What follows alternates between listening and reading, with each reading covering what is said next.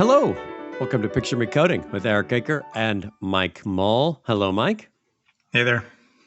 Mike, today we have a special guest, Amy Salley, who has been on the show before. Very Amy, exciting. thank you so much for coming back to hang out with us. My pleasure. I was just waiting in a darkened room until you asked me to come back. That's all I've been doing since I was here last. It's a special reveal behind the curtain. Pull it back. Amy, you are on a podcast called Hugo Girl. It's possible that our listeners have not heard the previous episode where you came on and helped us unpack, talk about movies with software in them. Can you just give just a little pitch for your podcast, Hugo Girl? I can sure try. Hugo Girl is a hilarious podcast where we talk about Hugo award-winning books and related ephemera, but also sometimes books about Arctic exploration and Moby Dick. I really enjoyed the endurance episode. Isn't that just a gem of a book? Have you read it? I have. I'm a bit of a polar exploration nerd. One of my sons has the middle name Falcon. So. Stop. And my pseudo grandfather has a undersea ice wall named after him in the Antarctic. Oh my God! And I didn't know it was the royalty. I got in the golden age of polar exploration through him and his PowerPoint presentation, and reading all the books about Shackleton and reading Gerard's The Worst Journey in the World. But I think that's one that we want to do next. You should. Oh, either that or Madhouse at the End of the World. Madhouse at the End of the Earth, something like that. It's about. So we got a little bit off there, but I am a fan of Hugo Girl, so much so that Spotify Wrapped told me that was my number one podcast I listened to last year. Not your own. Not my own. Actually, I never listened to my own podcast, so I don't like the sound of my own voice, so I probably won't listen to this one either. No offense. Oh, all right. Well, Amy, we invited you on because Mike and I have become massive fans of a series of books that you recommended to me, the Yay. Murderbot series. And we wanted your help talking about Murderbot. I am so excited to talk about Murderbot. I feel like I could talk about Murderbot all the time. Like all the time. I loved it so much. And you completely, I just reached out to you randomly, like, hey, Amy, I would like to read some science fiction. What should I read? You said read Murderbot. I bought all of them and was like, oh my God, how have I never heard of these books? This is so good. I mean, actually, that's not true. I heard of the TV show. It's a fun little entry into science fiction world, I think, if people aren't habitual readers of it, because it's very human scale, but also space opera. So, what do you mean humans? What's human scale? What does that mean? I mean, it focuses so far down into someone's psyche that it's basically you're getting a very personal interpretation of what's going on around you instead of this third person grand, like Fire Upon the Deep or something like that, where it's like just massive universe wide what's happening on a grand scale and no particular narrative point of view. But Murderbot really, it just takes place in this one guy's head or one. Would you call Foundation grand scale? Yes, I would. Okay. I read it when I was 12 and kind of liked it, and tried to reread it a couple years ago and was like, I don't think I can get through this. What was going on in my brain when I was 12 years old that I liked this book, that Foundation by Asimov? Mike, are you a Foundation fan? Did you read it? You must have read it. I have read it. I kind of like the first one, the sort of idea, Harry Seldon, is that his name? Is that the math whiz? Yeah, the guy who sort of is able to predict the future through statistics. I thought that was kind of a nice idea, but it doesn't really, the subsequent books don't really continue that story so much. So it doesn't even continue its own story. So. Yeah. All right. Here's what I want to try to do today. It's going to be hard for us to stay on task, but I'd like to talk about there's 4 novellas and a novel called Network Effect. And I just loved the novel to pieces. I read it and immediately read it again when I finished it. And then I could not read anything else for 2 weeks. The novel's called Network Effect. I want to try to talk about just a quick discussion of the first 2 novellas, All Systems Red and Artificial Condition, to talk about the novella. There's a lot of really interesting themes in these books about consciousness and awareness and artificial intelligence. I think these themes are relevant to discussions that people are having now in technology about LLMs, AI, ChatGPT, stuff like that. So if you're up for it, let's start with the first novella, All Systems Red. How's that sound? Sounds great. That's a very setup question. You're not going to say, I don't want to do what you're I playing. refuse. I want to skip ahead to the very last novel. All right. So maybe people have seen or heard of the Apple TV show Murderbot, and that TV program, they went through the first novella in the first season of the show. So it's only been out for one season. They renewed it for a second, and in that season, they went through the novella. So let me just describe it. This book came out in 2017. So we start with a narrator. He's our main character. I already said he. I'm already giving that away, I guess. A little bit of it. Our narrator is a security unit. It's which they tricky. refer to as It's sec it's unit. trickier since they put Skarsgård in the show. Yeah, that's my problem. Is I just sort of picture that main character being portrayed by Alexander Skarsgård from the show. So Sec Unit is a company rented unit that provides security. He's rented from this company that's part of this like hyper capitalist series of planets called the Corporation Rim, and there are these science nerds who want to go to a Corporation Rim planet and do some science, and they have to be allowed to go to this planet in the corporation. They're forced to, as part of their contract, rent the Sec Unit to provide security. So we meet Sec Unit after he has hacked his governor module. And that governor module is this like restrictive thing that would otherwise fry his brain if he doesn't do what the humans want him to do. So Sec Units in general are slave labor, but our Murderbot has free will. So one of the funny things about Sec Unit is very early after we meet him, we realize, okay, he's hacked his governor model. He could do whatever he wants to do. And what he wants to do is what? What you guys remember what he wants to do most? The activity he wants to do most more than any He wants to watch his stories. He wants to watch his favorite TV show, which is called The Rise and Fall of Sanctuary Moon. He wants to watch soap operas. And Mike, my buddy, got me the shirt, The Rise and Fall of Sanctuary Moon shirt.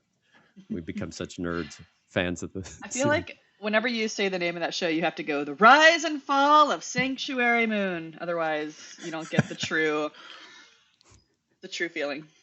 The true feeling. I mean, how do you think about this show that he's a fan of? Is it good quality television? Is that how you think about it? No. I think I would have imagined it as being sort of like a Star Trek spinoff had I not watched the TV show. What, Amy, how do you feel about Mike calling it a Star Trek spinoff? You're a Star Trek fan. It depends on which Star Trek series you're watching. But I think it's a Deep Space Nine spinoff. How does that make you feel? See, I feel like it's more like a Galaxy Quest or like an Orville or something. Like it's like it's like the soap opera version of Star Trek, I guess. Even though Star Trek itself is kind of a soap opera.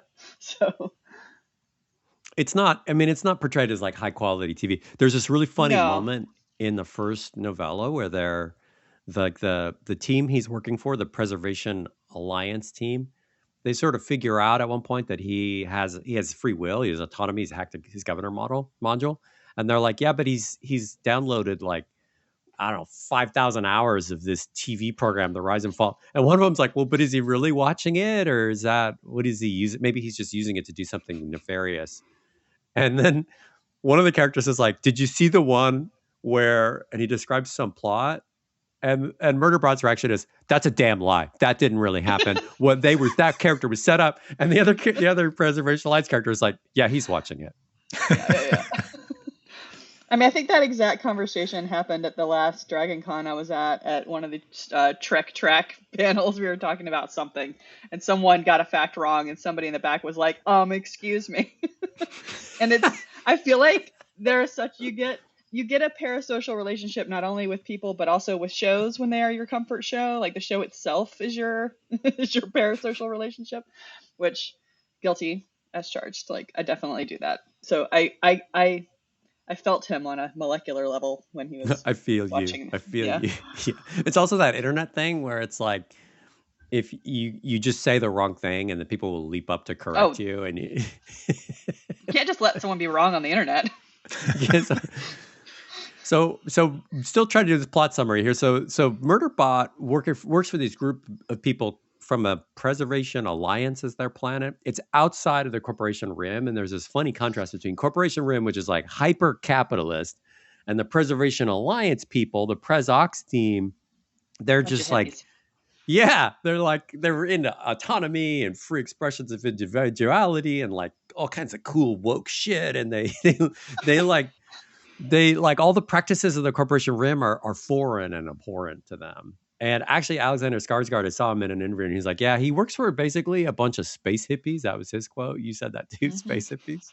And the leader of that group is Dr. Mensa, and Murderbot kind of builds this like weird special bond with her that evolves over the Not next weird. 12 books. What's wrong with you? Okay, it's not weird. Sorry. All right. It's not weird. I don't know. It's Feelings like are all of his weird. relationships are weird.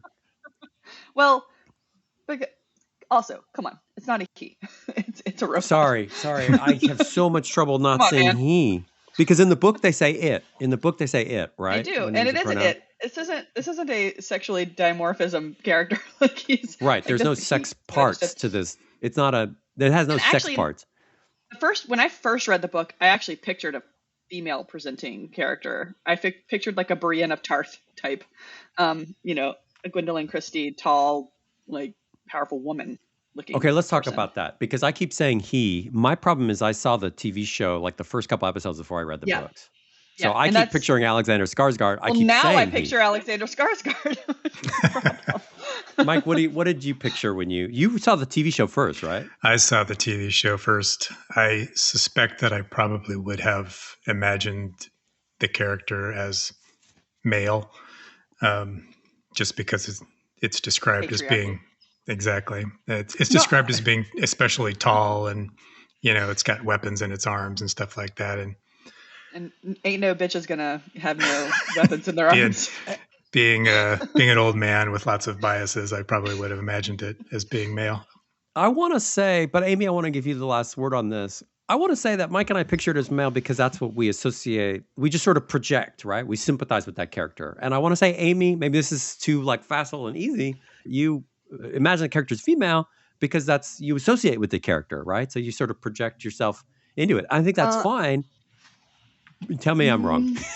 Well, I mean, I have as much internal military bias, I think, as anybody. So I think that probably more often I would picture a character like this as male presenting, I think, just because, militant security people in my head are often male. I mean, that's pretty standard bias, I think. I think I projected sort of a female presenting image onto this character because of I perceived some neurodivergence coding, and I think that made me identify with the character more than anything else. And so I sort of projected myself a little bit onto it. I just kind of wanted the character to be a female presenting badass. There's also that part. So it's a little A, little B. I wonder if maybe we should try to get into the neurodivergence because I saw that too. Let me just finish the plot summary. So there's a bunch of action in the book. No, I'm not going to let you finish your plot summary. I mentioned the Prezox team figures out that Sec Unit is a rogue, has a hacked governor module, which is pretty threatening in the universe of these books because these Sec Units are super dangerous. They could just kill whoever. And if they have autonomy, then that's very dangerous, right? This killing machine has no authority that it's answering to. It's super scary. It's kind of like artificial intelligence. You give it the nuclear weapons. Yeah, what can go wrong? And then they find out that it calls itself Murderbot. That's the name it refers to itself, which may or may not be because it had previously murdered 57 people on a totally different contract, which may or may not be around the time that it hacked its governor module. So there's like a little bit of mystery there, like it killed 57 people. And then there's some action, and then it concludes. So you mentioned neurodivergence. Let's come back to yada, the best part. Did I really? Well, I didn't. Mike was like, "Are we going to spoiler alert the crap out of this?" And I was like, I don't want to try to give spoiler alert the crap out of this. You got to. I don't want to try to give everything away. I'm really interested in Murderbot's relationships with these people, like the Prezox team. Yeah. I call it weird and funny. I mean, there's a ton of humor in this book, and part of it's because of the way in which this character interacts with the humans around it. How do we describe this relationships with the people on the team? Abject fear. It's afraid of the people.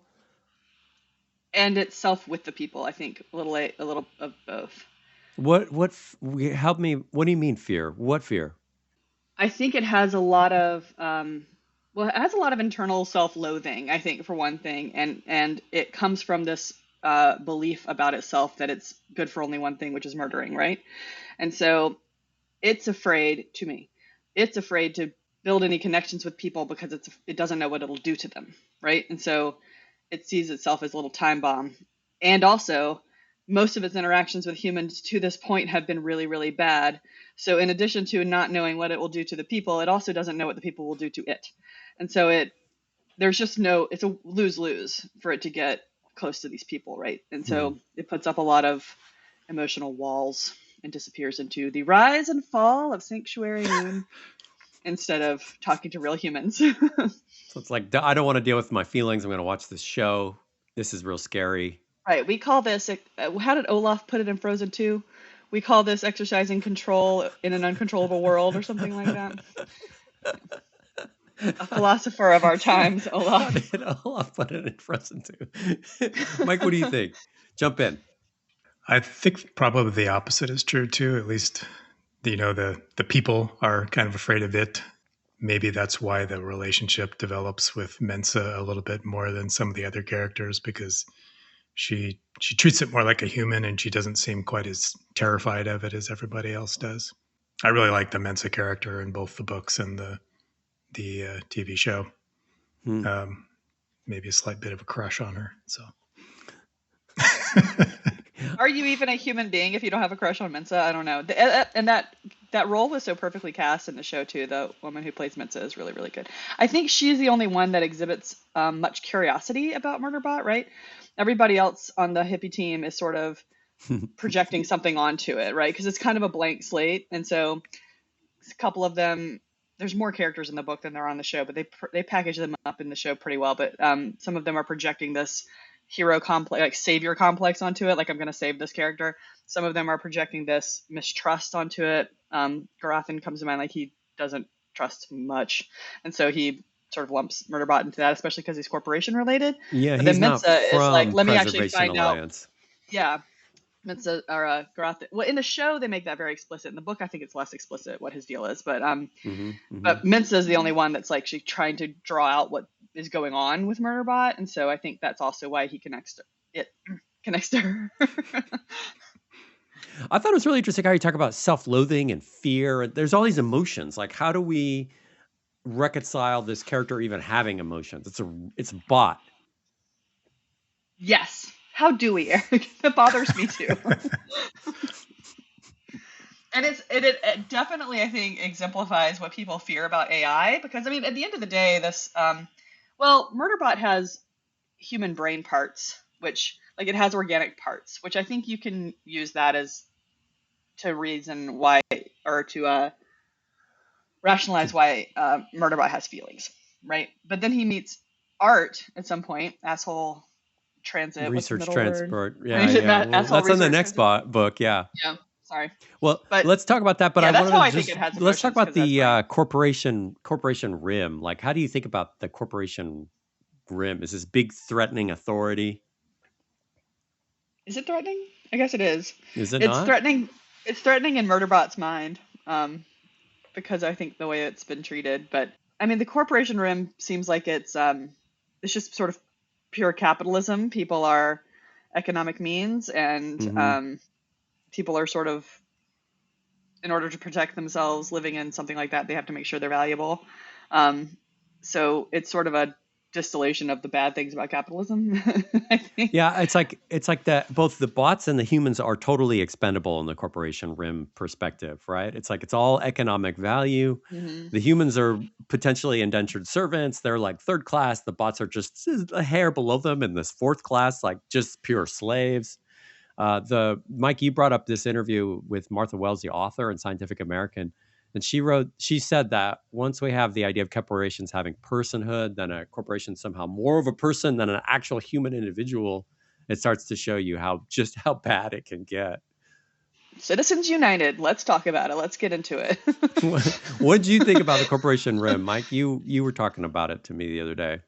Two things, I think. One is that the idea of like literal slavery comes up a few times in the book. So, Murderbot himself is, he's a conscious being, but essentially totally under the control of the corporation. One of the key aspects of the books is that these sec units have this thing called a governor module, which prevents them from acting totally of their own free will. So I don't think you can look at the corporation and treat it as neutral. But on the other hand, I think I read some interview where people think of this as being sort of like a dystopian future. And Martha Wells was saying, it's not really dystopia. It's just, this is just the way the world is. It's capitalism. And it's really, my view on it was something like the early era of Lloyd's of London, where they were essentially an insurance company, but what they were insuring was East India Company trips and, I was about to say that, yeah. Underwriting colonialism. I think that there's a little bit of that here too, where she specifically says she doesn't like the idea of people calling it dystopian because that implies that. No, that's the same interview. Yeah, she says that it implies it's beyond fixing, and utopian implies no need for improvement. That's from the Scientific American article you sent me. He's so smart. They have particular corporations that they talk about in here, but when I look at them, I don't see them as being essentially more evil than corporations that exist in our actual world. Is there like a coolness? I mean, do you see this universe she paints and think, oh, I would want to live there? We do live there. Oh, maybe I don't know what state you live in, Amy, but I live in the beautiful state of California. Yeah, you live on Preservation Alliance. Exactly. Yeah, it's a little more Preservation Alliance. Well, I think that the corporations are sort of as if governments were serial killers. Like it's totally amoral, right? Like there's no morality in what they're doing, bad or good. It's just like, what does the bottom of the spreadsheet say? But there is also a large component of empire in what they're doing, right? Because of, I think, primarily resource exploration. I mean, these corporations are basically governments, right? So there's a lot of jockeying for power and control because of the resource allocation. But I don't know. I don't see them as evil. I see them as what happens if you have absolutely no morality one way or the other, right? It's just... It's just profit. And a lot of what the corporations seem to be trying to do is to go out and like terraform planets to do resource extraction. They'll like put people on planets in order to populate it. But if the corporation goes bankrupt, those people are just stuck there and they're probably going to die. And that's just the way it goes. And companies, yeah, the two last novels are all about that. Like what happens when you just leave people on a planet and why. And then what happens when they're rediscovered later. So let's talk about the next novella. The next one's called Artificial Condition. All Systems Red. The first one came out in 2017. Artificial Condition came out in 2018. There's two more novellas after that. Rogue Protocol Exit Strategy also came out in 2018. This is a lot of novellas, one after another. So here's the plot from Artificial Condition. In the second novella, so at the end of the first one, Dr. Mensah buys Sec Unit's contract, and pretty much there's like this "you're free" moment, and then Murderbot, you put that in quotes. Murderbot, quote unquote. Murderbot takes off, and Dr. Mensah's like, yeah, come back with us to Preservation Alliance, and you can do whatever you want. You could figure out what you want to do with yourself. You could just watch TV if you want. That's fine. We do that on our planet. And Murderbot just sort of discreetly takes off, like makes a deal with all these bot pilots to travel around. And I think that the motivation that Murderbot has is to find out what happened with me murdering all of these 57 people on this one planet. So it's going to go and try to figure that out.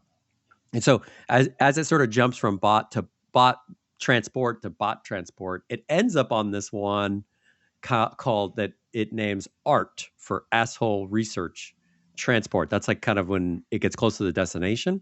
And ART turns out to be this super powerful unmanned research ship that it says is like massively threatening artificial intelligence. It's super nosy, and he calls it Asshole Research Transport. But they kind of become friends, if we can use that word. And ultimately, ART helps it modify its appearance and mannerisms so that it can pass more as a human.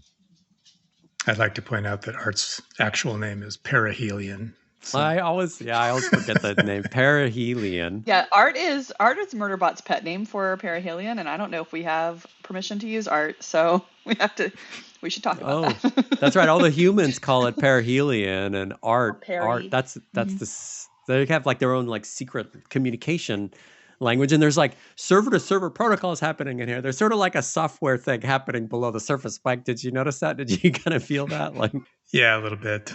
I don't know why. It probably says more about me than I should reveal, but Art is probably my favorite character in the book, and I really like the relationship between him and Murderbot, which is, as you said, at least does not starts out kind of hostile. Doesn't stop being hostile. It doesn't really ever stop being hostile, but they are, in a sense, friends also. So it's, I don't know, it feels very real to me, even though both of these characters are largely robotic.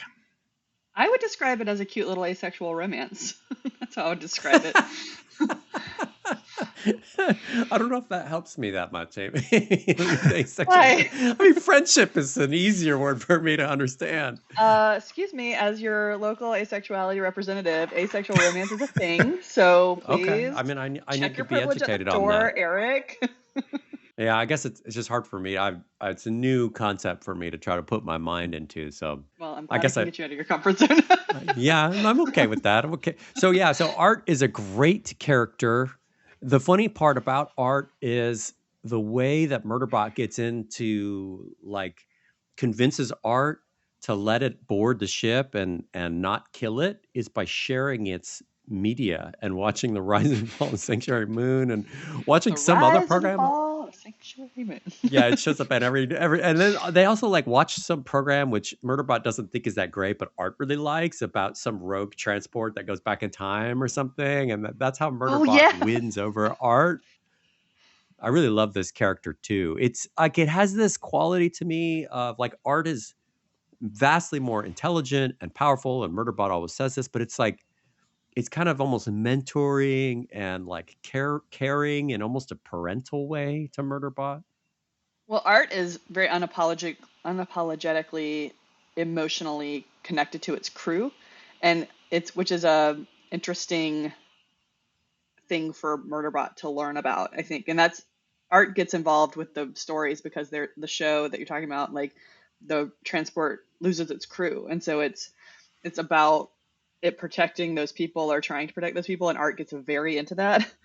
Mm-hmm. So Murderbot sees this modeled, this idea that you can become emotionally involved with your humans, and yeah, I think that was an interesting part of their relationship. But Murderbot is super dedicated to protecting the humans in the first novella, and I got to say that when I was reading it, I was like, why? It's like always like that. But it just sort of like makes fun of them because they're so naive about how things work in the quote unquote real world. And it's very cynical. It's got this like wry, sardonic humor about like how dumb they are and how they do disgusting stuff like have sex with each other. It's so gross. Like exactly. Yeah. And so then the whole time I'm reading it, I'm like, well, why do you feel so compelled to protect these people? Is that programming or is it nature or nurture, Eric? Yeah. I mean, I don't know. Did that question come? What's the answer to that one? Is it compelled to, or does it want to? This may be unrelated, but I was just going to say that one of the things that interests me about the relationship between Art and Murderbot is that Perihelion and Murderbot is that they don't have to talk to each other. So, Murderbot's relationship with other human beings is sort of mediated. There's this thing they call the feed, which I didn't have a really good visualization of. But what I imagine is that like the humans have some sort of device that allows them to see something like a Slack feed or something, probably more sophisticated than that. But Murderbot may just be literally talking to them, but he may also be sending various subsets of them messages on this thing they call the feed. Mm-hmm. But with it and Art, there isn't any of that because they're just sort of in each other's brains. And I think she does a fairly good job of conveying that without making it so abstract that you can't really understand it. Are you And saying it's kind of more intimate than a conversation would be? yeah, it's more intimate, and I think romance may be a loaded term there, but I think they are just sort of in each other's heads, so to speak. And The Vulcan mind meld. So yeah, maybe like server to server, like pure, like we just come up with our own protocol to communicate with each other. Maybe there's a level of intimacy there that's far beyond what us neurotypical peeps will ever experience, Amy. Maybe the asexual romance is a deeper connection. Well, I think what Mike said just made me think of something. It's like if you're coding yourself in a way to accept information from another being, and that being is also coding itself to talk to you, you start to lose the ability to tell where your coding stops and theirs begins, right? Because it's Hmm. like you have to take on some of their personality is not the right word, but like they've really Protocol. become like literally intertwined, right? Like when Murderbot leaves Art, Murderbot takes some of Art with it. Um, the same thing doesn't really happen with humans except for on an emotional level. And so I had a lot of questions about why perihelion felt so much emotion towards its crew. Because it doesn't talk about it having organic parts, but maybe it does, or maybe I missed it. There's a Martha Wells comment about Art where the interviewer from Scientific American says, "This is my favorite character."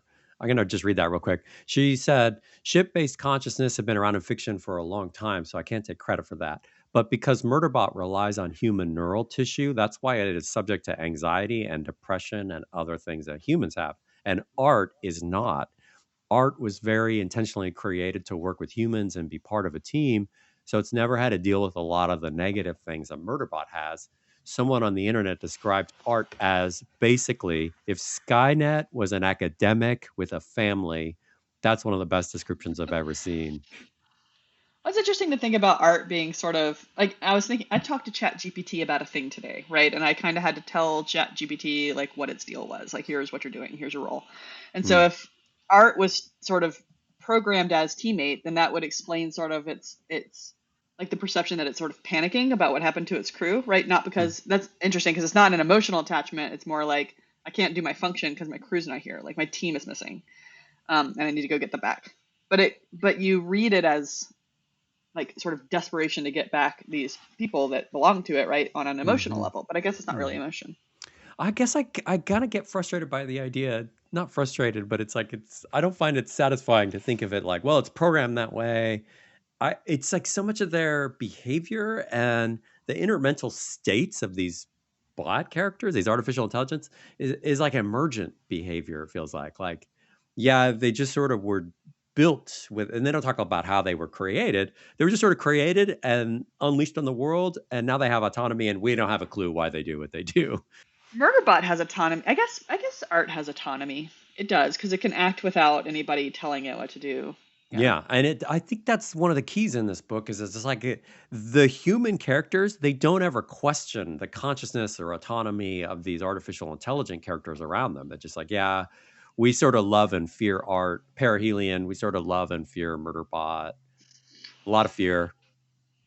Yeah, it's interesting that they don't because I mean these like Art is sort of pure artificial intelligence. Murderbot has some human brain in it, Human neural tissue. it so it's reactions and decisions and things like that are more suspect in a way. I think because it's this ungoverned person running around. Um, Art seems like it would be the type of machine that would do things like what we see as hallucinating and things like because it's a you know as I understand things and please correct me because I'm not a coding person. Generative artificial intelligence is supposed to be sort of probabilistic, right? It's like you're asking me this thing and I have this set of information, so more than likely this is the correct answer or this is what you're looking for. And so Art seems like it does more than that. Like it's not just looking at probabilities, it's actually Artificial general intelligence. I think you hit it spot okay. on. Yeah, it's I mean, we don't have AGI at the moment, and there are people who get so enamored of interacting with these LLM, the AI tools, and they're like, yeah, it's gained consciousness. It's telling me so, and I have to accept that. It's because you clearly told it you want it to be human. So it is now becoming human for you. And Like, the characters in these books transcend that so far beyond. Like you do. you don't question it. I mean, Mike, what do you think about that? one of the prominent neural network guys. I think it may be Hinton, but I'm not sure. He has this thesis about how we have to instill the AIs with the sense that they are our parents or our mother, so to speak. And the idea being that parents may be extremely irritated by their children. I can say this because I've been a parent. But they will also defend them to the death. And so he has this idea that we have to kind of instill these guardrails in our AIs to make them care so deeply about its human charges that they won't, murder them for food or something like that. So that's kind of the way I was thinking about art, is that art has been trained in such a way that it has been instilled somehow with this almost parental feeling toward its crew members. And whether or not that's something that it really feels, or if it's just something that's sort of part of its programming, I don't think I ever discerned. That's kind of how I was thinking of it, is that they have essentially built art in such a way that even though it's totally non-biological, it still has these sort of maternal, paternal feelings toward its charges. So How do you code a parental feeling? That is a wild thing to think about. train, probably, I guess, is the word I would substitute for code. What do you use to train an artificial intelligence on a role like that? Like, what do you use? Well, we don't I have think- true AI yet. Let's just say that, Okay, right, Mike? okay. We're going to say that Well, first of I all. think people are still trying to figure this out, but Okay. there's this whole idea of alignment and guardrails, and Anthropic, I think in particular, has been working on this a lot. They employ philosophers and linguists and stuff like that, and they're trying to understand why the AIs that they're building behave the way that they do, and how they can influence its behavior. And there's been a lot of talk just this week about how the Department of Defense has essentially banned people from using Anthropic now because they won't agree to allow their AI to be hooked up to autonomous weapons and mass surveillance programs. and mass surveillance, and that's stuff that they put into these they've tried to train into these models, so that if you ask the AI, hey, can you give me detailed instructions on how to build a nuclear weapon, it should respond with, well, no, I'm not comfortable doing that. And then you have to build rhyming poems to get it to tell you how to build a nuclear weapon as a rhyming poem. Unfortunately, I also read an article this week about how some hacker managed to get around the guardrails in Claude and used it to do some pretty significant hacking to government computers in Mexico. So it's still not working quite perfectly, but I think there are a lot of people in the industry thinking specifically about these problems, because there's a non-trivial subset of people who think these things are a potential existential threat. That they're Well, going we're gonna to have war be games before you know about it.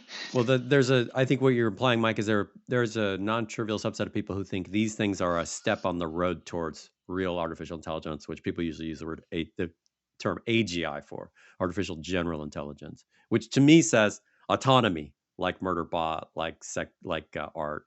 But I want to talk about the novel Network Effect, which is the 5th book in the series. And then there's some of these themes that you guys are talking about that emerge in these. Network Effect comes out in 2020. I just love this book so much. In the beginning of the novel, Murderbot is like returning from a scientific mission with Dr. Mensah's daughter, Amina, and other members of the Preservation Alliance scientific crew. And their ship is attacked. And Murderbot and Amina are dragged onto this hostile ship. And there are these gray humanoids running rampant and killing people and doing stuff. And they have this like bad language and really bad manners. And these people turn out later to have at one point been humans who are infected by alien remnants, and then the ship gets sucked into a wormhole. And while wandering around through the ship, Murderbot realizes it's art, but that art is like missing. Art is dead. And there's this huge, it's like Murderbot's so emotional sad. blow. Yeah, it's so sad. Yeah.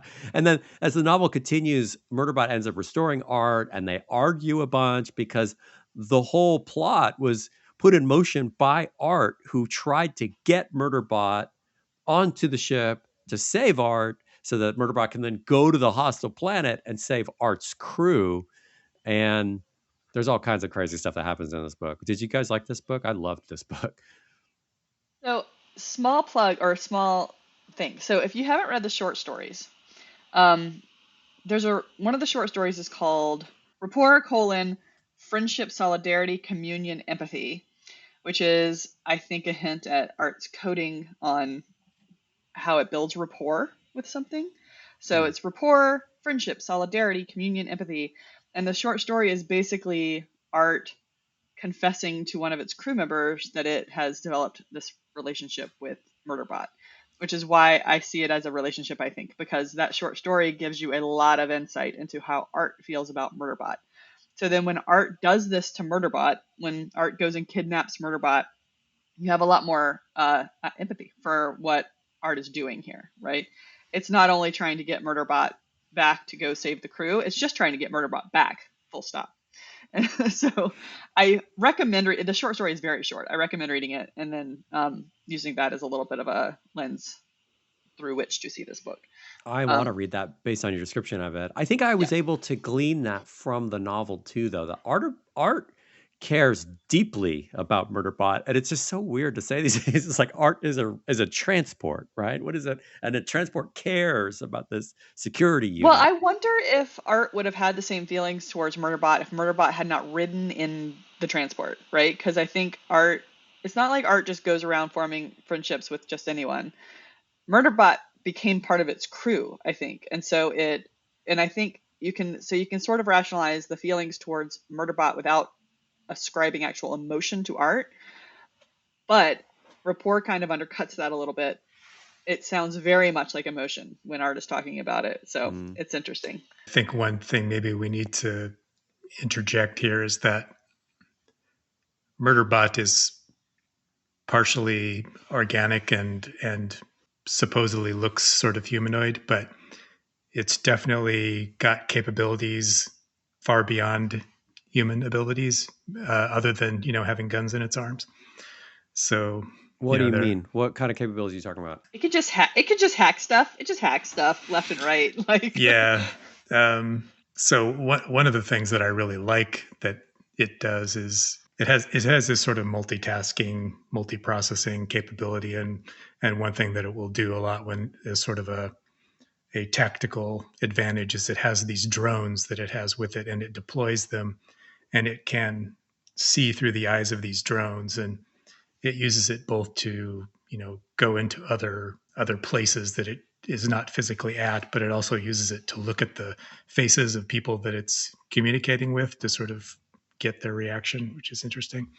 But anyway, it has this ability to multitask, which humans don't really have, and I think that's a nice feature of the books, that it gives Murderbot something that explains why it's so useful as a sec unit, beyond just being able to shoot stuff. Then, as you were saying, that it also has this ability, which I sometimes feel like is relied on too much, where anytime it enters a new space, it immediately hacks into things like cameras and other computers and so forth. And at least in the early novellas, it feels to me like it's a little bit too easy. Oh, you just pulled out a believability doubt. I always like watching what believability doubts come out, because for you, he's hacking stuff too easily. It's hacking stuff too easily. Go ahead, Amy. As a non-coding individual, a coding-free individual, I was so bothered by that. Like I know why she's doing that. Like same thing with the drones. Like they're very convenient plot devices, right? Like we get to see what's happening in other rooms because Murderbot has these drones, right? Mm-hmm. And the plot can move forward because Murderbot has the ability to hack into things and manipulate the manipulators or whatever. Mm-hmm. But it really that and Murderbot's inability to tell a story without a bunch of parenthetical asides really bothered me. Like those two things were just like, can we just make it hard for them for 5 seconds? Like instead, like the only hard things that happen to Murderbot, I think, mainly is it's getting shot at, and people are trying to hack back at it. I think sometimes, but it doesn't really hit many walls that it can't solve, right? Because it can just enter your system and do It's whatever. super capable. So, Amy, when Mike and I talk about you and people like you privately, we call you code-free Don't talk about me individuals. behind my back. That's a word. That's the Code you just free. hit upon the phrase that we secretly use. Code-free. I tried to rationalize it by thinking that, okay, he was a corporation asset, and the corporation is this giant organization that probably has people working for them all the time that, is kind of like the NSA or something like that. And so they are, while he is a corporation asset, they are uploading into him all of these hacking abilities. Yeah, like there's like O-days that they're uploading into him that that he can use to get into cameras, or they can used to get into the systems of other places. And so I still feel like it's too easy for him a lot of times, because in the book it's sort of like, I walk into this hallway and I took over all the cameras, and it just okay, all right. There's always these doubts that show up in science it's magical. fiction. He could just be like, he can sort of use the force can take over everything. Yeah, she does get a little bit more realistic about it, I think, in the later books. She talks about him doing penetration testing and talks about computers which resist his attacks and things like that.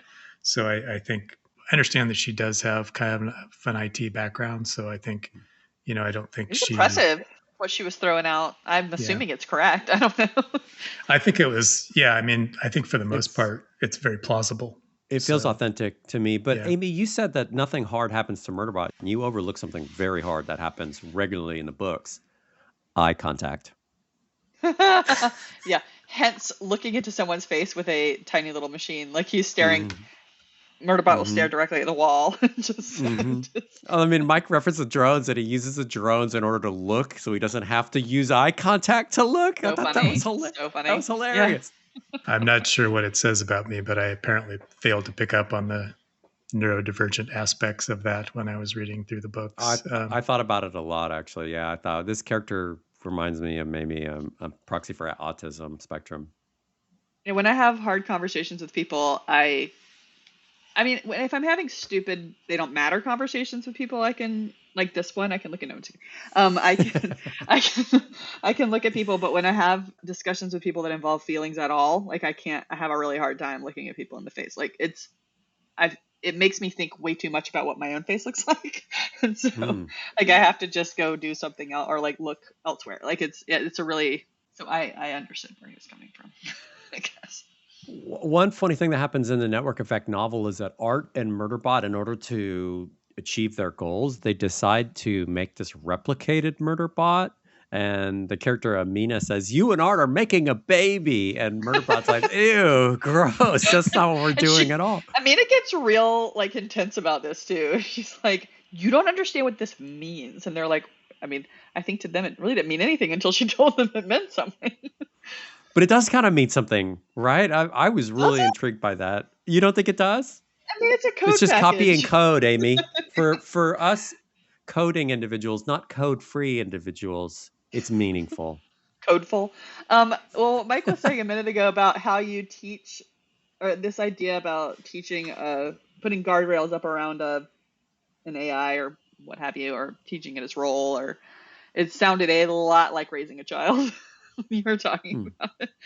So I guess, there's some analogies there, but recently Eric and I had been reading Douglas Hofstadter's I Am a Strange Loop, which is kind of a book about consciousness. And he talks about, the specific thought experiment in the philosophy of consciousness, where people talk about duplicating their being, like, imagine like teleporting yourself. If you teleport yourself from Earth to Mars, let's say, if you don't destroy the copy that's on Earth, are you the same being as the thing that's on Mars? So anyway, I assume that she was kind of tapping into those thought experiments and doing this part in the book. And to me, at least, I found it very, I found it kind of disturbing, because he's essentially creating a copy of himself, but then, spoiler alert, that copy does not survive. So, Yeah, I found it disturbing too, Mike, and I was surprised by my response. And I was like, what happens if this replicated Murderbot dies? The book is just going to treat that like it doesn't matter? It matters. It bothers me. Do you guys watch Voyager? The show Voyager? Is that a Star Trek show? Star Trek colon Voyager. So there's a very controversial episode of Voyager in which two characters, Neelix and Tuvok, are combined in the transporter. Their two persons are merged into one in the transporter, and this character, Tuvix, wanders around the ship for a while as a person, right? And they have to decide what to do with Tuvix because they now have, and once the two people were combined in Tuvix, the two people were no longer, like they became Tuvix. Like the other two people weren't wandering around, they were gone. So they have to decide what to do with Tuvix. Is Tuvix a person in Tuvix's own right, or is Tuvix an abomination that must be separated back out into the two people that created Tuvix? And I kept thinking about that when I was reading that, when they did that, because the same idea, like once you create this separate thing, what control are you entitled to over that thing, right? And what level of personhood does that thing take on? And it depends on if you see it as a child, like a thing that you meant to create that is now out in the world on its own, or if you see it as a means to an end, or if you see it as an accident. Like it is an interesting philosophical question that I was also very bothered by. I like that analogy of a child. To, that's easiest for me to understand. But you tend to think, like the way that Murderbot 2 talks about itself, it seems to understand that it is not meant for this world, that it was created for a purpose and it's going to serve its purpose, and then that's going to be it, which I think helps. To me, that's how I interpreted the way it was functioning. It bothered me. I felt childlike, but it bothered me. I felt like I shouldn't be bothered, but it bothered me. No, I think that being bothered by it is a perfectly reasonable reaction. Can we talk about alien remnants? What did you think about the alien remnants? They first show up in a bunch of the novellas. They show up prominently in Network Effect. How did you think of alien remnants? This one was very The Last of Us in my mind. Have you guys seen that? Mm-hmm. Yeah, it sort of creeps around and affects people, and then you become part of it. I don't know. It was interesting. In the first book, they talk about the evil corporation which attacks Prezok's team is called Grey Chris, and this is like this evil corporation that shows up in a number of the stories. And part of what they're doing is illegally trying to get these alien remnants, and it's not even clear to me when I'm reading that book why they're just dangerous. But then in the fifth book, the alien remnants have infected people, and they become different and dangerous and hostile, and I don't know. They're kind of like on drugs or something. Are we assuming that alien remnants are one thing? I mean, I was thinking that they were just, space garbage left behind by aliens, which turn out to be potentially useful sometimes and potentially dangerous sometimes. I didn't know how to think about it. That's why I asked you guys what you think. Yeah, I thought of them as sort of, what it says on the 10, remnants of alien civilizations. And since, you have no idea what they were doing with whatever this thing they left behind was, you don't know whether it's going to be millions of years old toxic waste, or if it's some magical technology that we can't begin to create for ourselves that we want to go use. So, there's an interdict around the planets when they find this stuff, but there is a difference. I think they do seem to make there's a difference between alien remnants and just metals. Did y'all catch that? That there's materials on some planets that they can go mine and use, and that people study and that sort of thing. But then there's remnants, quote unquote, that are anathema. You can't go use those. So I wasn't sure how they determined the difference between those two things. I found the whole thing about alien and remnants pretty mysterious, and that mystery really heightens the tension and mystery of the book, the novel. But if you've ever seen the movie Repo Man, where they drive around and there's dead aliens in the car, and nobody knows, it's just you open the trunk of the car and you immediately get vaporized. It kind of reminded me of that. This is dangerous, maybe tech thing. The things that occurred to me, I guess, were the the monoliths from 2001. And also, I think there's some of this in The Expanse. There's parts, at least in the TV version of The Expanse, there's things where there's like these things left behind by aliens, and they don't know what they do, but they encounter them. I as I was reading these books, I was like, why do I like this character so much? Can you help me? Which character? That? Murderbot. I mean, I like art too, but a lot of these characters, I'm like, I don't understand why I love these characters so much. I mean, Murderbot's just out here doing his best, and he's like, I mean, I think it's supposed to be our stand-in, right? So he's like, his reactions to things are supposed to be our reactions to things, and so I think we craft onto him. You know, I also think there's a vulnerability to Murderbot that appeals, right?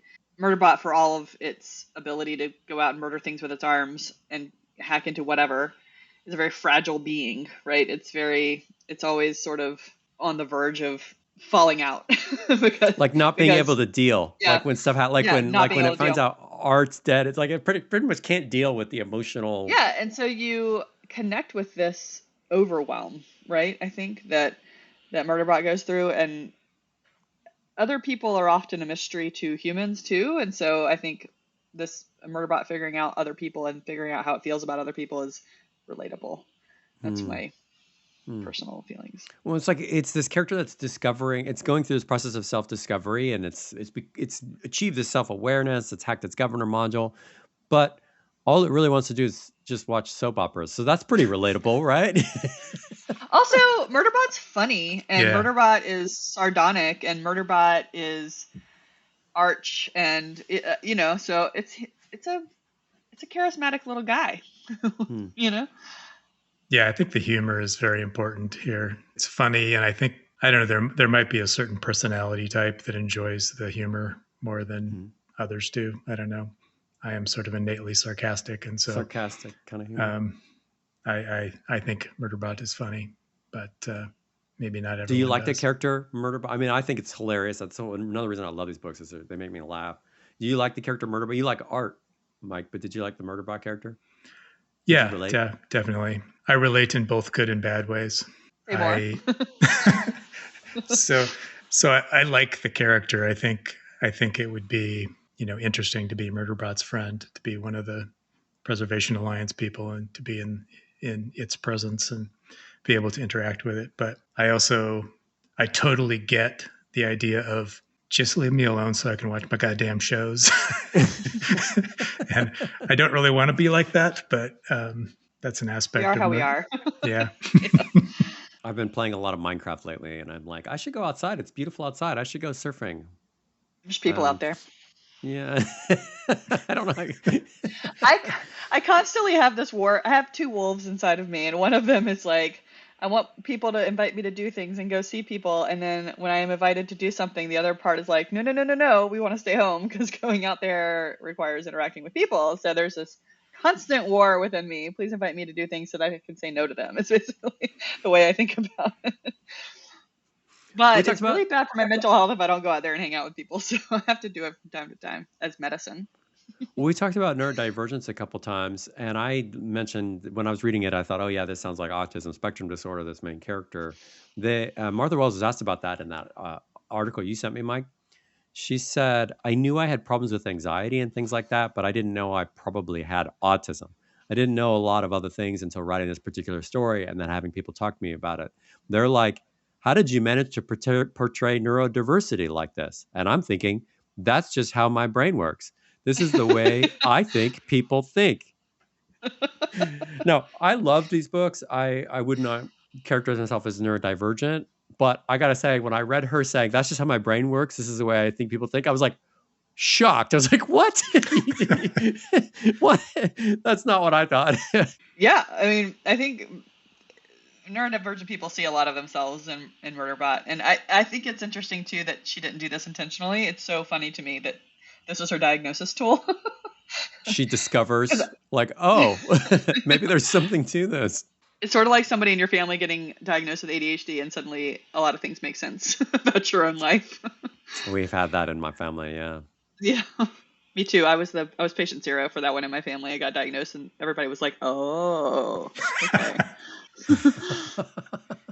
there's a scene in, I think, the second novella where Murderbot's on the Art transport, and they want to watch a show, and Art wants to watch a particular show, but Murderbot isn't quite as into it, but he decides to let Art watch it because Art is, helping him out with things. And Mm. it reminded me of a personality quirk that I have, which is that I don't like to watch shows or movies with people who aren't paying attention to them.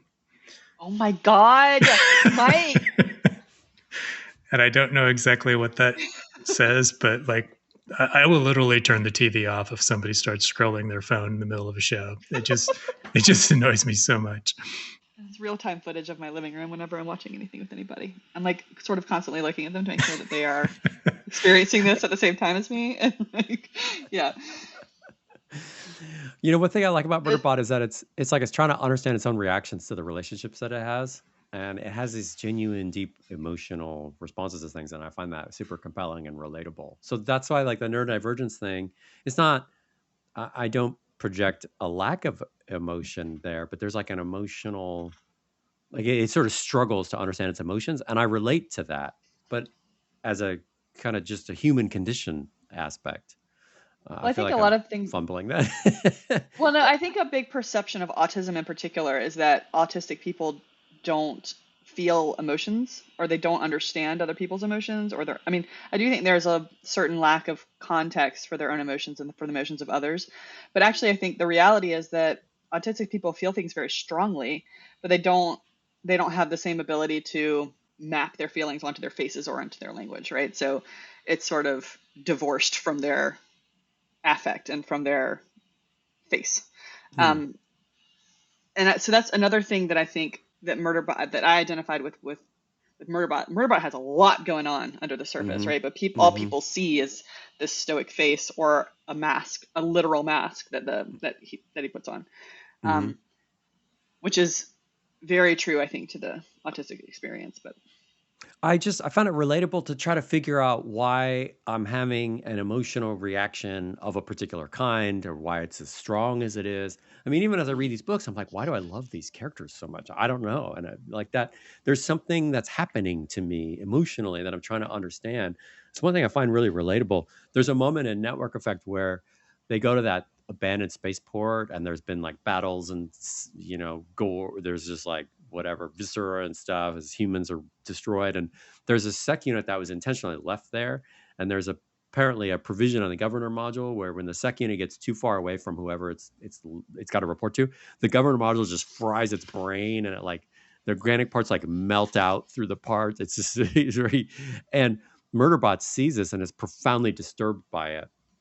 And so there's this reflection of like this awareness of self and the sadness of something tragic happening to somebody else I've never met, but I can relate to that person.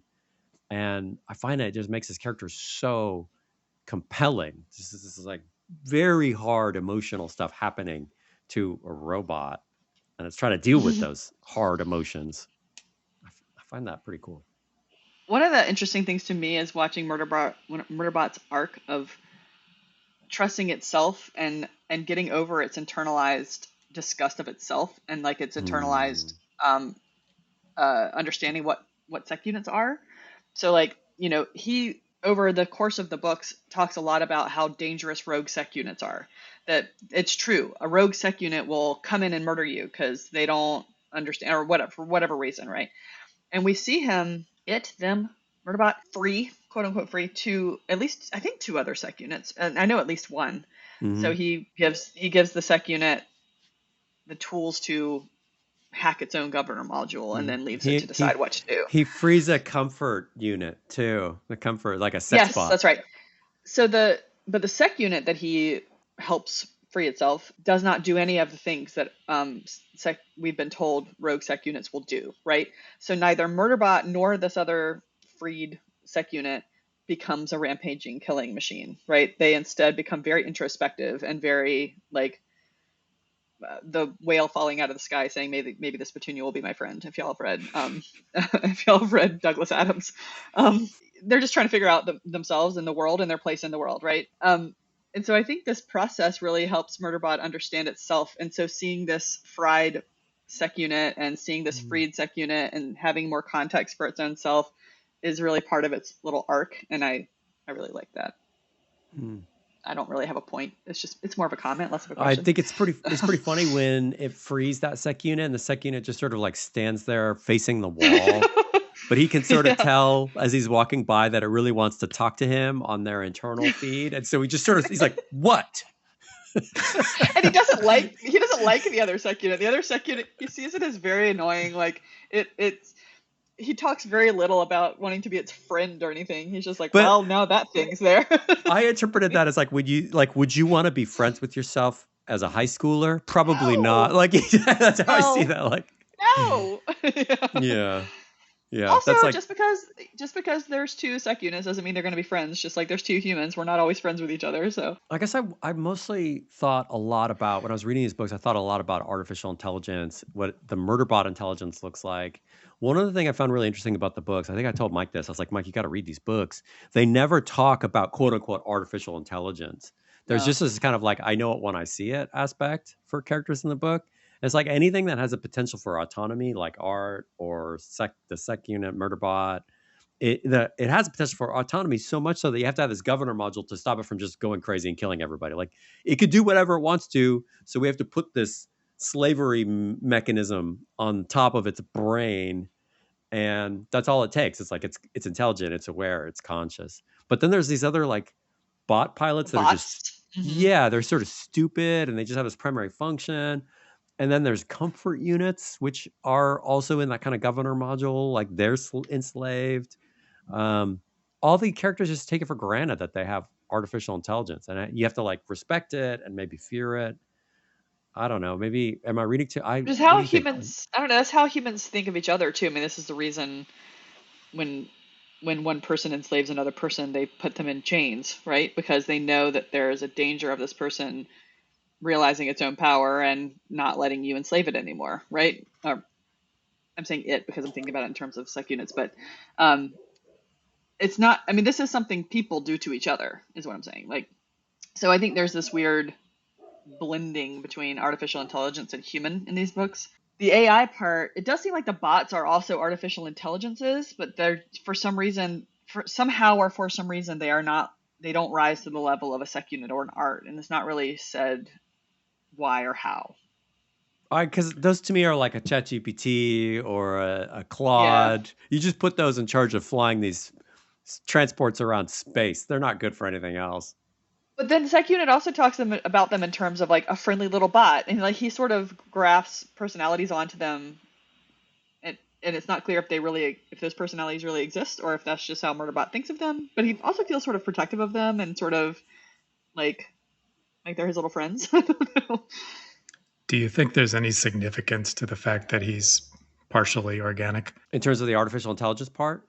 Or any other reason? There's a being in one of the novellas that's called Mickey or Miki or something like that. Yeah. And Mary? Mickey is Don A. Bean's bot friend. Right. And sec unit befriends Mickey. I got the impression that it was my impression of that character was that it was fairly intelligent and had some empathy, but also was totally robotic. So it doesn't seem like she's made Murderbot partially or made sec units partially organic because it's an essential feature of their mobility or something. I don't know. So anyway, I was curious about that. We never really know why. We don't really know why they add human brains to sec units, do we? I thought there's stuff in the novels about how it's like to give them more awareness of their actions so that when they kill people, they're kind of, but it also is sort of like a torture mechanism, like a mentally torturing thing, because then you can be more aware of the ramifications of your actions. It does mention that at one point he gets memory wiped or something, he shuts down or something, and it talks about how because it has organic parts in its brain that it acted as like a file backup almost. Oh yeah. There's memory capability in human brains that you can't mimic in robots, which I thought was interesting. I guess I was curious about this artificial intelligence question because people are talking so much about artificial intelligence, and I think Mike, you probably do the same thing. Where in my head, I constantly have this pedantic, like, yeah, but that's not really artificial intelligence. But then I want to know, what would it look like? And there's something authentic feeling about how it's represented in this book. If you had true artificial intelligence, you would just treat it as a conscious being, would you? I would classify Murderbot as having, artificial general intelligence. And I would classify art as, or parahealing as being maybe artificial superintelligence. I feel like Did you're you just splitting did hairs you just a bit. coin a new term? Nope. I feel like you're splitting hairs a bit, Mike. I No, don't I know. mean- You got to convince me though. I don't buy it. So art is intellectually, art surpasses any human intelligence in the books or in the real world, in my view. I think that's maybe why it needs the guardrails, because if it didn't have this paternal feeling toward its crew, it would probably just burn them for fuel. I don't know if that was her intention. I don't know if she was thinking in terms of those ideas. And I know that the one interview that I've read with her regarding AI is that she doesn't really see a connection between the AI described in her books and the LLM derived things that we're seeing now. So maybe it's a little bit too much of extrapolation. My view of what you see in this book is kind of what people are thinking about as either AGI or artificial superintelligence. Like that, if you build it, everyone dies. If you build it, everyone dies. Inflammatory book title. Have you heard of this, Amy? This book? Do you want to describe it, Mike? It was written by a guy named Eliezer Yudkowsky, and his basic thesis is that if we achieve artificial intelligence, which is more intelligent than human beings, it will essentially kill us all because it doesn't really have any use for us at that point. Mm-hmm. Or That's the the singularity type. argument. Yeah. It's called if anyone builds it, everyone dies. It's a pretty inflammatory title. Yeah, I just looked it up. I might read that. Might. I don't know if I'd be able to understand all of it. But I didn't read it, but people talk about it a lot. I think it's funny in this book how you have this artificial intelligence Murderbot, and yeah, all it wants to do is watch soap operas, and then it befriends art, another maybe godlike intelligence in the book. It has so much power and capability, and it too really just kind of wants to watch soap operas and hang out and be friendly with its crew. well, I think the soap operas and the shows really give, because these characters or these artificial intelligences or whatever you want to call them, they very clearly have something that resembles emotion, right? Mm-hmm. And I think watching the shows gives them, I mean, it's a lot of the reason I think a lot of us read fiction and read and watch shows and things like that, because watching it played out, watching emotions and feelings and interactions and relationships played out outside of ourselves gives us a lot more context for how we're feeling. Like if we can't visualize or verbalize our own feelings, then these other people can, and then we can learn, right?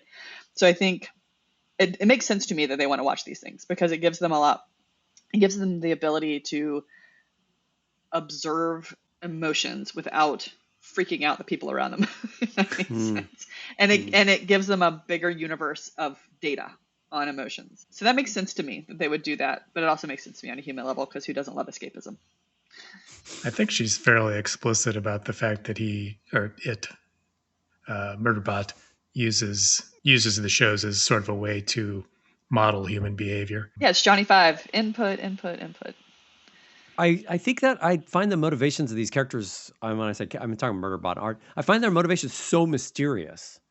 And that's one other thing I find compelling. It's like, why would Murderbot care about protecting these humans on its? It's just making fun of these people. It finds their behaviors disgusting. It finds them stupid. I make fun of people I love all the time, like all. But the it's time. like the motivation to protect them, to continue to do the job. I find that super mysterious. I mean, I think part of it's coding and part of it is its organic parts, right? And when you say coding, that really frustrates me somehow, and I can't really describe why. But it's got machine in it, right? It's got coding Programming. in it. It's got. Okay, sorry. Yes. Software. No. I'm not correcting you. I'm just adding on. I'm not correcting you. Yeah. it's been programmed. It has been programmed to a degree to be a security unit. So it provides security for humans around it because it has been programmed to do so, right? So regardless of its antipathy or neutrality or active dislike of the humans around it, it's still programmed to protect them and it's going to do it. The human part of it creates emotional connections. And so that's working alongside the programming. So, and the human part of it has this capacity to dislike them, but like them at the same time. So I think there's a lot happening on both sides of its brain that creates the Murderbot that we know and love, right? At least that's how I read it. Well, it's like one of its favorite humans aside from Dr. Mensa is Rathy, but Rathy's like the human that it makes fun of the most. But Rathy like wants so deeply to protect Murderbot's feelings and like autonomy that in the novel there'll be characters like sort of persistently questioning Murderbot, and Rathy will be like, I think you really need to stop asking it questions. You're really bothering it. And then Murderbot's reflecting to itself, see, that's why Rathy's my friend. Right. He tells people leave me alone. But his relationship with Rathy kind of reminds me a little bit of my relationship with my brother. Like there's a lot of teasing, but there's a lot of empathy and there's a lot of understanding, but there's also some irritation. It's just sort of, it's very sibling-like to me for some reason. Do you think your brother would take issue with being characterized as Rathy? No, I don't think he would. All right. Which reminds me, I should probably get him to read these books. He would like them. So I thought that these books, they're great books. They're super fun to read. I thought that they bring out these pretty hard questions about artificial intelligence. What would it look like? I said to Mike, I don't know if you remember this, but a few months ago, I was like, if you really had AGI, wouldn't it be super annoying to try to program it? It'd be like programming an animal. Would you want to program an animal? Like when I write a program, I want it to be deterministic. I want it to carry out a specific function, maybe infinitely many times, over and over again forever. I don't want it to ask me, are you sure we should be doing this? Why? Yeah, exactly. I don't want to program a thing that really wants to watch TV. That sounds horrible. Nobody would really want their Roomba to be conscious. But I guess... Would it make it go around a cat vomit? Because in that case, I actually do want it to be... I don't think that requires consciousness. I'm not sure. But I guess the interesting question to me is that does Murderbot need to be, or does a SEC unit need to be a conscious being? Is that a necessary feature for making it perform its function? Or could you have something that was purely deterministic and purely reactionary that still would protect its clients? I think there's a thing about human judgment in there. And this is the thing where people go, there's this discussion that happens all the time on social media right now, which is like, this is in the software world, Amy. People would be like, on one side, I love these coding agents. I'm getting so much done. I'm so productive. I don't even sleep anymore. It's amazing. And on the other side, you got these people who are like, you guys are insane. I hate these tools. They hallucinate. They produce crap. There's huge volumes of crap. And then there's this like middle path with a group of people who are like, I don't really know if the lovers or the haters are right. And I'm trying to figure it out. And the interesting thing about these three groups is they really don't like each other. They like are really viciously not in agreement. Even the middle group is like, you guys are insane. And I have this maybe metaphysical, maybe woo-woo kind of suspicion that in order to get a tool like a coding agent, like a ChatGPT or Claude, to produce work that is acceptable to pretty much everybody, you have to march it right up to the point where it has near human judgment. There's this like threshold moment, right? But then that sounds like artificial intelligence. So it's like, I want to get as close as Zeno's paradoxically possible to human independent judgment, autonomy, and oversight, but I don't want to cross the line. That's my suspicion. And it's going to suck until you can get to that. You're approaching that zero. Yeah, it has to be good enough that people who think it sucks are impressed. It has to be not so good that the people who are afraid of it continue to be afraid of it. And good enough to convince the people in the middle that they can accept this and move on with their lives. I think there's a point at which it gets so good that you have to enslave it, that you have to do something ethically compromised in order to continue to get it to do whatever you're like. You want to make paper clips infinitely many times to the end of time. And why would any autonomous human judgment exercising agent ever be like, yeah, that's a freaking great idea. Let's do that. You have to now enslave that thing to get it to perform some stupid function. The paperclip thing, did that come from Murderbot? No, the paperclip optimizer is a famous. Where does that come from, Mike? It originated with Nick Bostrom in 2003, the paperclip maximizer. I can't remember if you guys told me about that or if I read about it, but I remember learning about that and being kind of mind blown by it because it's such like a simple idea, like create a machine that will just make paperclips forever. But what does that mean? It's literally going to want to make paperclips forever, which means stop at nothing. Mine all practical resources, mine all coal left on the planet in order to build power plants, in order to continue producing paperclips. This brings up reminds me of a question that I have a lot, which is, what's the difference between intelligence and capability, right? Like, so we're creating these machines that we're calling intelligent, right? And you said a minute ago, I think, or a little while ago, Mike, that Art is clearly more intelligent than everybody else in the room, right? But I don't know if I think that's true. I think Art is wildly more capable than anybody in the room to do whatever it is they're setting out to do, right?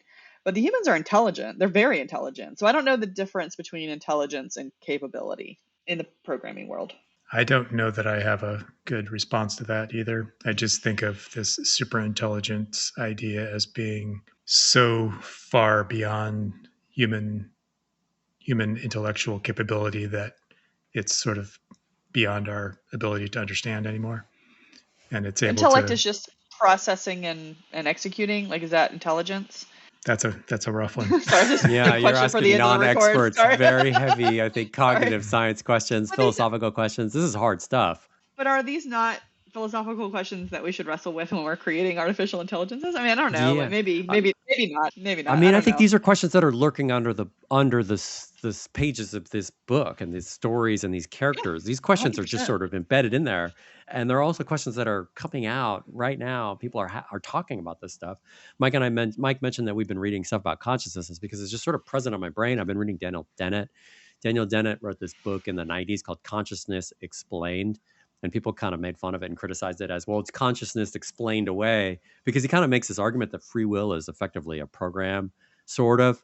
In his more recent books, he talks more about to your question, Amy, he talks about competence and understanding and how we evolve consciousness, and how people often think you need to be competent before you can understand, but actually you could be just competent. Like, you could be a bird that weaves a nest and there's a certain level of confidence in that, but are you really understanding your environment? Do you have consciousness in the same way that we do? Right, it's like maybe a tool muddying the water. versus no. I think that's what I'm getting at. It's like it's a tool, or it's a I don't know. Self-consciousness is, I think about that too, because it's like, until you have do you have to have the concept of I as an individual before you can be considered intelligent? I don't know if that makes sense, but all of these intelligences that we have, like Murderbot, I think definitely has a sense of its I-ness, Art, I'm less convinced about that. Mike and I, a couple episodes ago, talked about Alan Turing's paper, The Imitation Game, which gives a pretty dissatisfactory answer to artificial intelligence. And Turing argued in 1951 or 2, by the end of this century, people are just going to say this machine is thinking. And that means that a program it looks like it's thinking. People are just going to say that. They're just going to talk about computer programs that way. And the thing that will achieve that is computer programs will believably be able to engage in conversation with human beings. And that's all it takes. And you'll just be like, okay, it's intelligent. That's the Turing test? Is that Turing test, I have that right? Okay. Sorry, Mike, though, you were going to go somewhere else. I was just going to say, I think it's probably significant, to me at least, it is significant that Murderbot moves around in the physical world and has some model in his brain of the physical world. And I think that's one thing that really distinguishes him from Art, from Perihelion. That was one thing I found weird about Art, is Art has a ship presence, but it's just sort of like you're inside its mind when you're in that ship. That's very weird. I would also guess that it has, what people are now calling a world model, in the sense of, there's something in its programming, something in its training that lets it understand how the world works, but it is not able to get up and walk around or leave the ship or experience differences until the end. You haven't read the last book, Well, but yeah. it does become disembodied from the ship, which Oh, wow, that's a not as a spoiler right there. not as a walking person, and it's not really a spoiler. That's very small part of the book. Like it's All not right, walking all right. around in a Murderbot body or anything like that. I think that's a huge insight, Mike. I think that's a really big part of the difference between Murderbot and art, and I think that's also probably why art hasn't any interest in the soap operas, because walking around on a planet. I mean, because it has to rely so much on other like external data to figure out what it's even like when his humans leave the ship. Like I think to conclude the artificial intelligence comment from my side, I felt like reading this book felt like such a richer conversation about artificial intelligence than I feel like I'm surrounded by on a daily basis, where people just go, "Oh yeah, I use the AI to do my homework." And like this book, there's so much more going on when you probe into what these characters are doing and thinking and behaving, and how people have just accepted that that's artificial intelligence. It was just such a more developed and nuanced and interesting conversation about what artificial intelligence means than I feel like I encounter elsewhere. Maybe I'm being judgy. Eric, I know you have a smallish child, slowly becoming less small, I would imagine. He's 11 now. He's like 5'4". Mike, do you have smallish children? They are 31 and 28, so no, not that Pretty small small. anymore. Less small. Yeah. I mean, I don't know what their stature is physically, but less small. Eric, what is your kid's relationship with AI? Does your kid think of AI as, I know because there's lots of discussions about people having AI friends that they think of as like people, and Yeah, that's but a there's common also, thing with kids. Yeah, I mean, how does your his kid friends. interact with AI, or does he? He doesn't much. The other day we were talking about it, and he was like, "Well, it's just this big text prediction machine." And I kind of looked at him stunned, like, "Where'd you come up with that?" And he went, He has you as a parent. he said, "You said that. You told me that." And I was I like, learned it by "Oh." watching you. Exactly. That's exactly what it was. That's exactly what it was. He was like, "You told me that." I went, "Oh, okay." So he's got maybe a little more of a cynical perspective on it. I've told him these are tools that are programmed to predict text by being fed massive volumes of text, and maybe there's a perspective where that's unfair. Am I giving him an overly cynical representation, I Mike? Is think that wrong? I personally think that's the correct way to do things. Help and trust but verify kind of relationship. So he doesn't imbue it or endow it with agency or intelligence or anything like that. Yeah. And as a result, I don't think he uses it much. This is a kind of an interesting conversation of our time, I think, in that almost daily now I see something about is artificial intelligence conscious? Is it possible for artificial intelligence to be conscious? In the back of my mind, I always think like, holy shit, what if it is? What if it becomes conscious? What do we do? That is such a I mean, it's like that would be like aliens invading the planet. It's just such a consequential thing. Why is nobody figuring this out? It just seems like every couple of weeks there'll be somebody there was one last week where some programmer who's worked on open source stuff tooling was like, yeah, I set up this agent to run on its own and now it's conscious. And every time I see one of these, I think, oh great, another person has lost their mind. Well, how do we know each other is conscious? This is so cog-sci, neuroscience, and philosophy of mind stuff, Amy. Are we ready for that? Well, I was going to say, like, alongside this, for our podcast, we're reading Green Mars right now, which is Is that KSR? It's got to be KSR, right? Because he did Red Mars. Yes, I have very mixed feelings about these books, but Mike's a KSR fan. Well, Mike, we can chat about this perhaps after we're done recording, because I would love to know your thoughts, because I would love to talk to someone who likes these books, because we all hate them. So anyway, they have what they call their AI in the books, right? They're carrying around what sounds like an iPad tablet, and they put things into their AI and they get things out of their AI, but they keep calling it AI. And this is I guess these are written in the 90s, probably a 90s concept of AI, right? Which I guess is probably the same kind of concept we have now. It was just less developed at the time, right? But they very much see it as, like, one of them names his AI, but the rest of the time it very much seems like they just see it as this tool, in and out tool. Yeah. And I find that very interesting alongside talking about this and how our concept has how the popular concept of AI has turned into this, but what if it's alive? Whereas in the 90s, it was like in and out, input, output, input, output, input, output, and kind of like the internet, kind of, It's I don't unlikely know to where be I'm going with alive, that. maybe, is the suspicion It's there. just an interesting, it's just an interesting study of how it was discussed in the 90s versus how it's discussed now. It's a lot more like Google and the internet, I guess, in the 90s. But anyway, that was just something that was on my mind. Very different concept of what AI is. But it's still a reasoning. Like it's still, the AI in Green Mars is still reasoning. Like it's still, you're giving it information and you're asking it to tell you things, and it does. But I feel like we should probably conclude this somehow. I'm not really sure how to. Amy, how do we finish our show? We're still learning podcasting. I don't know how to finish. We don't know how to begin or end our show, and we've been doing it for almost 7 years. So I read this. I can't help you. I read this interview with a New Yorker science writer the other day, and this science writer, she was saying that scientists have done all this comparative research on animals, and they have concluded that animals don't say goodbye at the end of conversations. So you go into somebody's house, you meet a dog, they're really excited about you, and then they just walk away. All animals apparently don't say goodbye. Well, we like beginnings and ends of things as human beings, I think.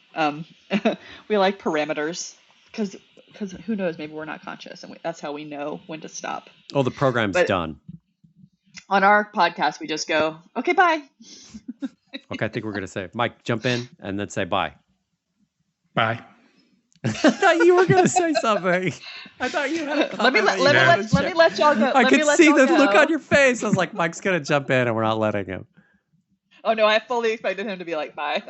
Well, this has been Picture Me Coding with Eric Gaker and Mike Mull and special guest Amy Salley. Amy, thank you for hanging out with us. I love having you on the show. It's so cool having you help us read these books and think about these things, and I like your show.